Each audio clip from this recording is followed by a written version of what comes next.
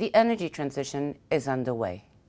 The largest contributor to the reduction of CO2 will be energy efficiencies, but they will not be enough to meet climate objectives. So decarbonisation will be absolutely essential. We have turned to David Elzinga, who's part of the Sustainable Energy Department at UNECE, to ask him how innovation would contribute to the energy transition.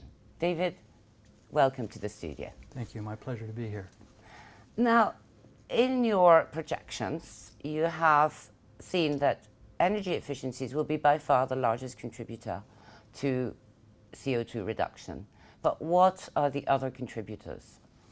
Well, in our projections at the IEA, what we've done is we've looked out to 2050. And we've done so looking at a continuation of ongoing trends that we see today. But then we've also looked at a scenario where we meet long-term climate goals by reducing emissions throughout the energy sector. And as you've said correctly, energy efficiency is the largest contributor. But what we need to do is not only use less energy, but also decarbonize the energy that we use. And this is important across all sectors, from power generation to transport to industrial use and in households and buildings. And this is not going to use just one technology. It's going to use a broad range of technologies, including CCS, renewables, bioenergy, and cleaner fossil fuels. David, innovation can really change the landscape. One example is Germany. What lessons can we learn from the German example? Yeah, Germany has made significant progress and shown significant leadership in the area of photovoltaics. And photovoltaics have been evolving and innovating over the last 40 years. And the real contribution that Germany has brought is a support mechanism that encourages innovation. It is flexible such that when the costs were higher, the level of support was higher. But as more technology was deployed, the costs came down. And as these costs decreased, so did the level of support decrease.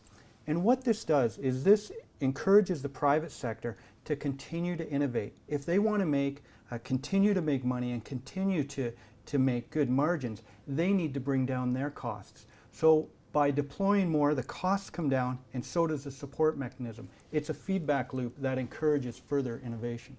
So that's a very important lesson to remember for further or other types of innovations. Absolutely, and I think what is important here too in the work that we do at the UNECE is to take some of these best practices and help other countries who are just starting on their deployments of renewable energy and other technologies, bring those best practices to them so that they can leverage those and apply them in their own country. In spite of all efforts, and even in the best case scenario, fossil fuels will not disappear.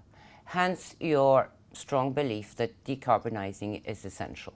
Can you tell us a little bit about something like carbon capture, for example? Sure. Fossil fuels currently make up about 80% of primary energy supply in the global energy mix.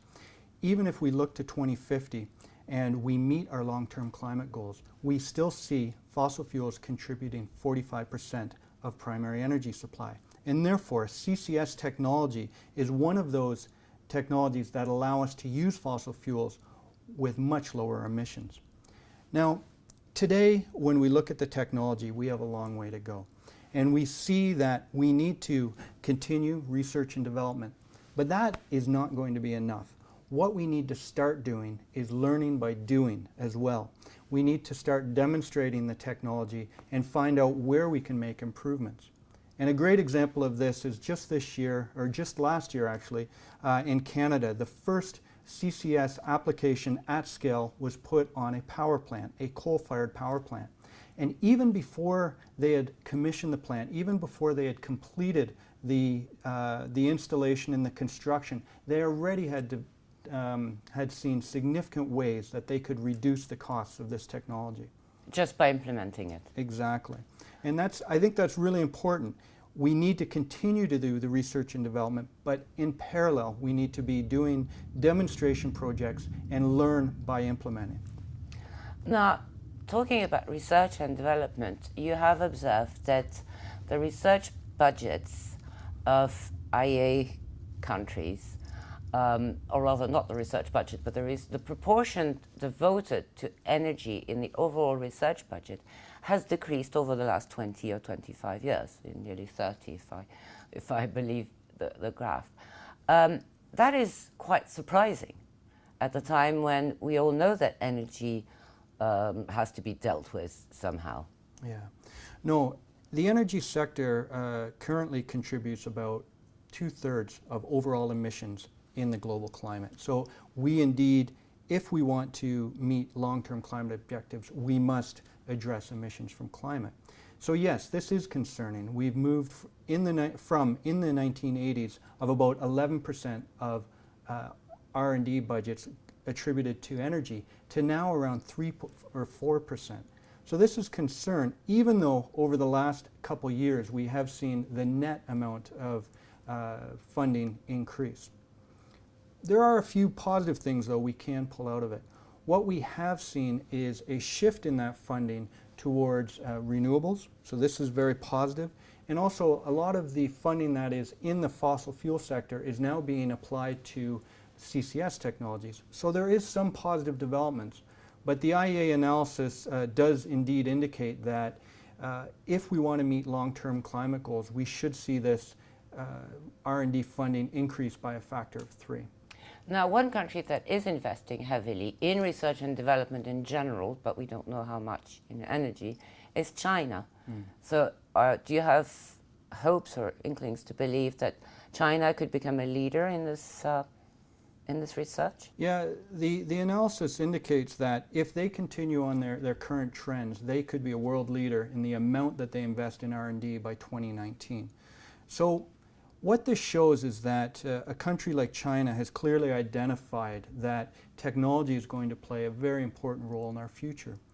And what we need to also see from this is that when we look in the energy system, we see that the majority of the emission reductions and the investments in energy infrastructure are going to happen in emerging economies in developing countries over the next 40 years.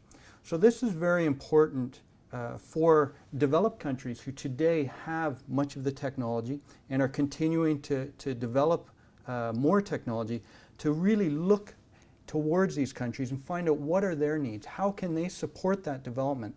Because if we're going to meet long-term climate goals, we need to see sustainable energy development happen in those countries.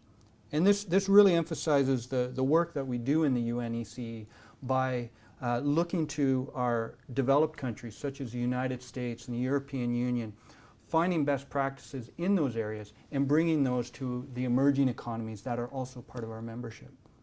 David, thank you for joining us today. My pleasure.